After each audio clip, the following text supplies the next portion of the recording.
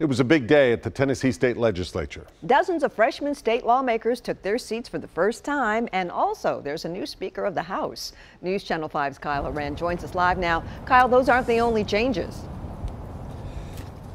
Right, there were several leadership positions that were elected. Also, lawmakers made their decisions on the first bills of the year. Madam Speaker, there's 75 votes for Glenn Cassida, 22 votes for Camper, 1 present not voting. Perhaps the biggest occurrence, the one that will have the most impact on our state, was when Glenn Cassida was appointed the new state Speaker of the House, replacing longtime Speaker Beth Harwell. She has served our state with integrity and distinction. Few people can match her record of accomplishments, the impact she has had on our state and upon my life. So help me God. So help me God. Congratulations. Thank you, Jeff. Appreciate you. No one was surprised at Cassida's election.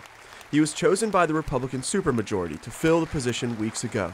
And now that he's there, the work begins immediately. Already making comments on what will happen to police oversight boards across the state. It's very important that Tennessee is homogeneous in our rulings and things like this. So from Memphis to Mountain City, we need oversight boards. No one that I'm aware of wants to delete oversight boards. We just want to make sure they are the same from one end of the state to the other. So we're going to look at from that aspect. If you raise your right hand, repeat after me, please.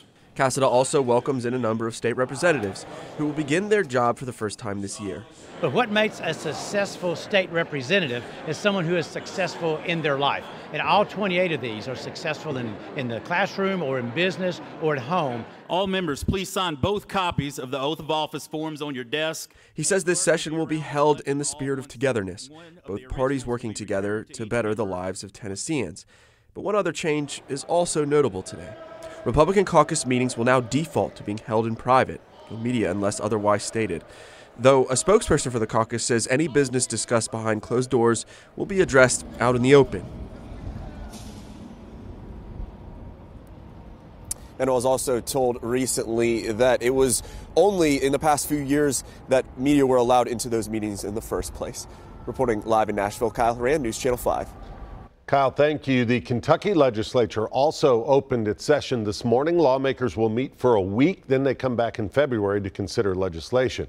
Experts say the session will be dominated by pension changes that would impact educators and the race for governor. Governor Matt Bevin called a special session back in December to address pension reform, but nothing passed. The House's Republican majority is also starting a recount of a race won by Democrat Jim Glenn by just 1 vote.